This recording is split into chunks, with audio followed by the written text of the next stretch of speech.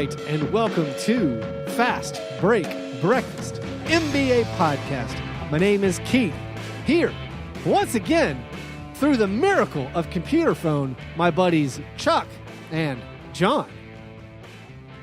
Hello, my love. I heard a kiss from you. I don't know. Hey, now. Oh, there he is. Chuck, you still with us? Still with us.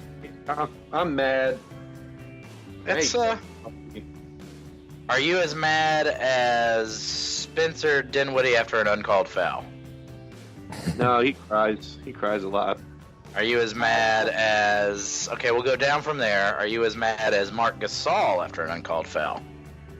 I'm as mad as the Thunder after a Bulls game. Oh. Not like angry, like I want to hurt it, but like I'm just fed up that it's occurring in my life. I shouldn't be dealing with this sort of nonsense. And this sort of, I'm better than this computer. So you're irritated, but you're not at the you're not anywhere near a breaking point. You know that you're probably the second or third best team in your conference. Are you Blake Griffin going after a heckler, and you need a Zaza Pachulia to step in between you and the computer? Yeah, that's exactly. That's why I thought I nailed it. I was pretty sure when I started saying that analogy that it would have nailed it. So you're mad at you're failing to use your poor computer because it's you've been to the wrong dark webs. No, I think it's just probably porn. Probably. Chuck, I know you have to make porn, like you have to. It's a compulsion, but you don't have to upload it. If you don't go to the site to upload your homemade porn. I don't make homemade. Look, there's Chuck's computer. Just load it up. Is your computer how? Is your computer sentient? Did your computer just turn itself on? It heard you talking, and it decided to make a comedic appearance. Is it singing to you in Nate Duncan voice? Daisy, Daisy. Gentlemen, do we have breakfast? Boy, did I ever. What'd you have, Jon? You know that Dreamland sauce I keep filling your homes with? Yes. I went and got early morning. Well, not early morning for any normal human. I didn't wake up until about 10:15 today, and I sashayed down to local legend Witt's Barbecue. Yeah. A really foul and odious barbecue chain around here. Got a full rack of ribs. Oh, from and Witt's? And then put my own damn barbecue sauce on there. Yeah, because Witt's will sell you whatever they got dry. You can put your own sauce on it. The pork is offensive there, though. On Wednesday, the pork sandwich is $2.55. You damn right, Keith. And that's part of my routine. And I don't care if I can't eat a pork sandwich anymore. I'll still go on Wednesday, and I'll still get some form of pork. But yeah, they don't believe in like saucing things. Like it's not. I don't know if it's even technically barbecue. No, it's just braising beef. I think it's just crock pot meats. I think we've talked about this on the show because every now and then on Wednesdays I would go to a Witt's because it's a $2.50. The sandwich costs the same as like a McDonald's burger. I'm like, all right, it's $2.50. Yeah. Fine, I'll get that. There's no line. Great, I'll get that and a water. Thank you. You know, like that's. I'm just all about the functionality of eating. And the women of Witt's.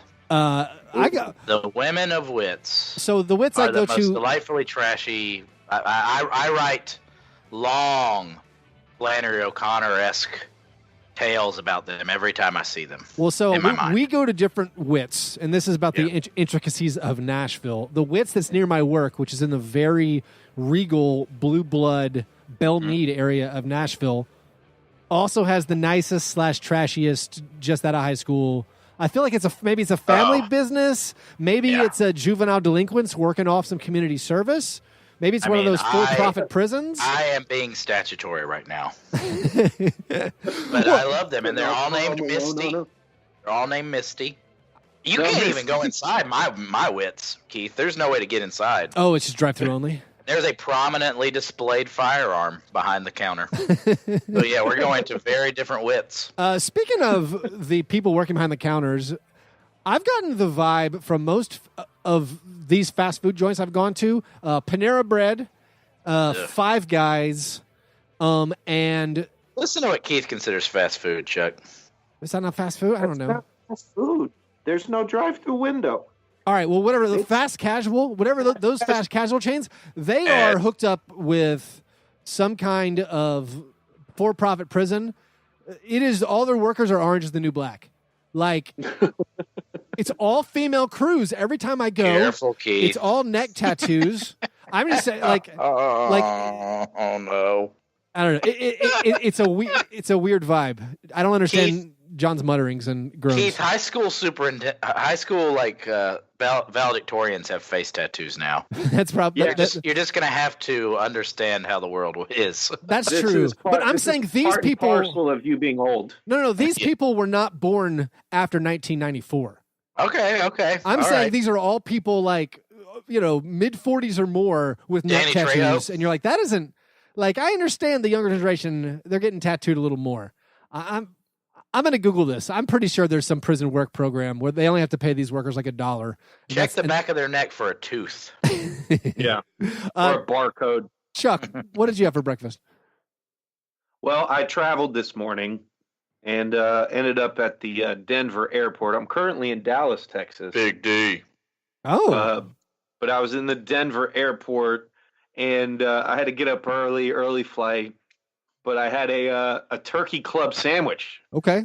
For breakfast. It was actually outstanding at the airport. Was gonna go to the bar where I got that chicken fried steak burrito. I don't know if you guys remember that. I do not. Breakfast ago. I put it in the Slack chat. It's a chicken fried steak burrito. It's a big piece of chicken fried steak. I mean, there's gravy on it. John, I can't believe you don't remember. Yeah. I suck. John's not what you would call a great listener.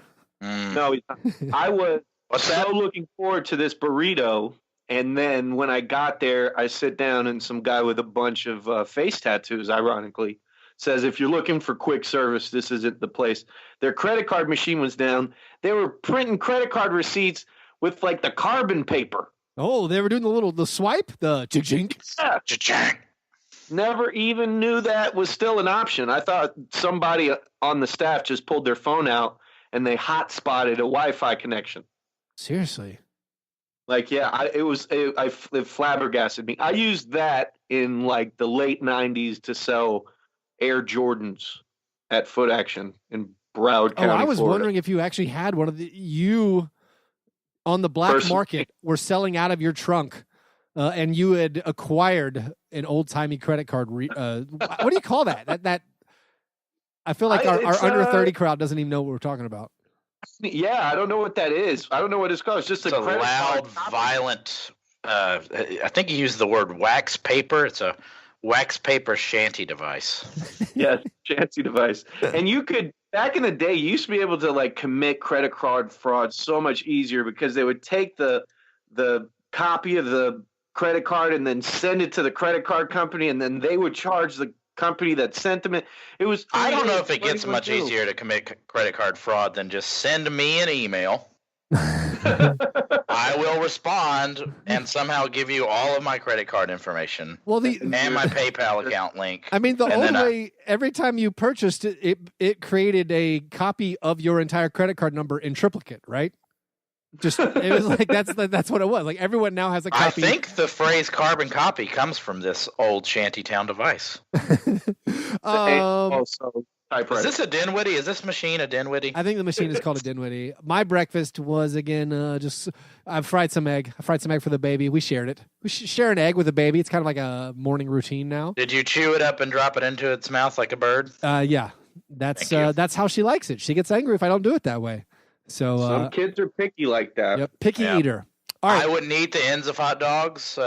Keith's baby has to have its food chewed into its mouth, kissed into its mouth from its father. Those were our breakfasts.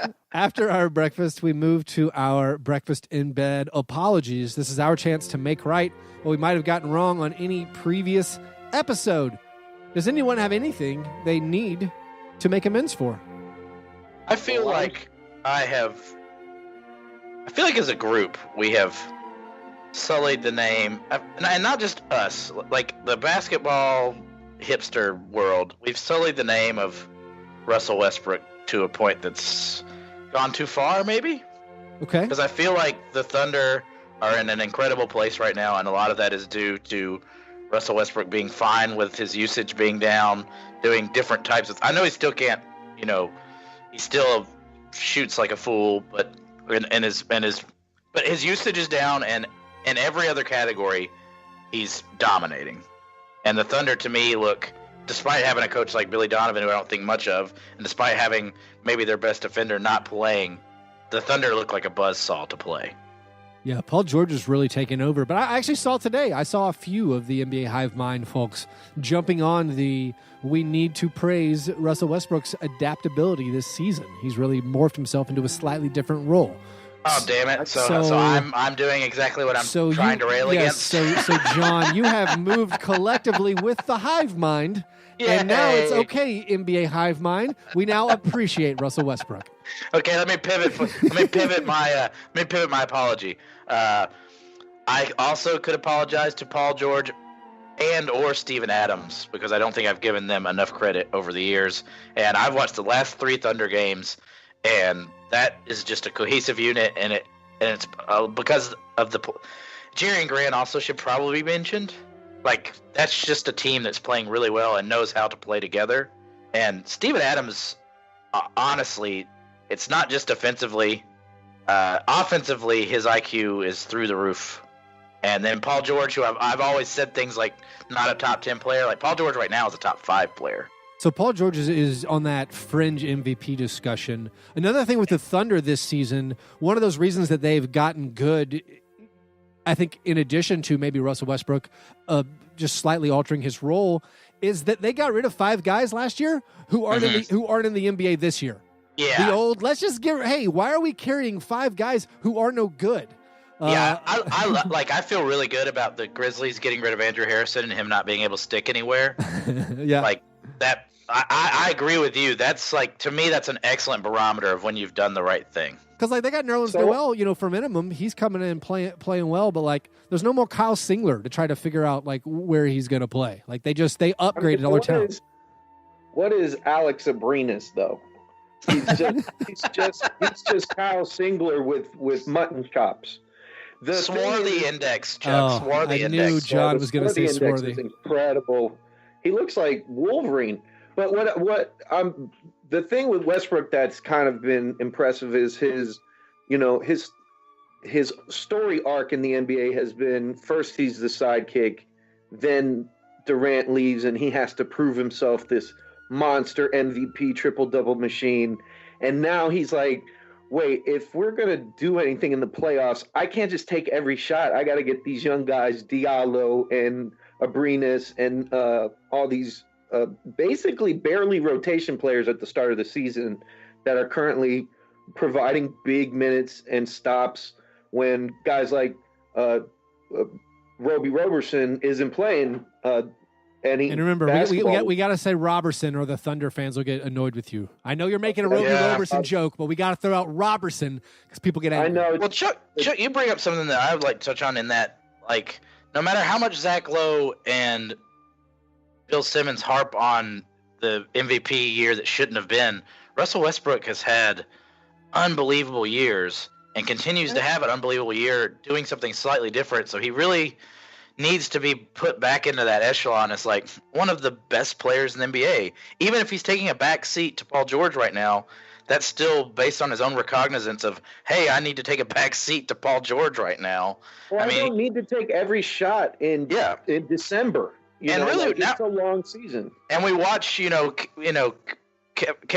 watch what Kevin Durant has become, and maybe Russell Westbrook shouldn't be the guy who gets all this trash heaped on him for just trying to be a good NBA basketball player, because he's kind of just been a good soldier in every situation. When he's had to do everything to try to win, they've done so and still won. I mean, what more can you ask from Russell Westbrook, really? The guy opened a Hyundai dealership in Oklahoma City. What else? Really, there is nothing else he can do. I did not know that.